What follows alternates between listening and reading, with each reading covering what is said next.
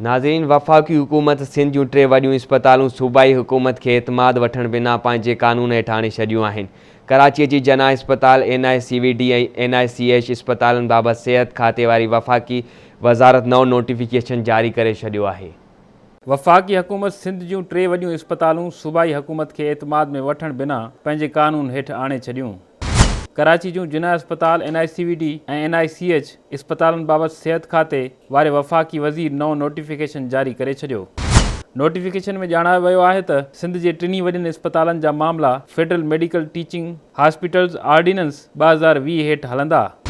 Notification में ॼाणायो वियो आहे त नए क़ानून हेठि हलंदड़ इस्पतालनि जा इंतिज़ामी मामला आज़ाद बोर्ड जे हवाले थी वेंदा।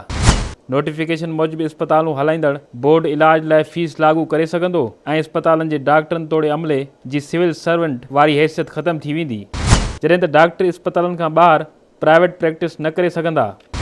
नोटिफिकेशन में ॼाणायो वियो आहे त इस्पतालनि जे डॉक्टरनि खे ड्यूटी टाइम बाद इस्पतालनि में प्राइवेट प्रैक्टिस जी इजाज़त हूंदी, जॾहिं त डॉक्टरनि खे इस्पतालनि अंदरि प्राइवेट प्रैक्टिस जी अलॻि अदायगी थींदी।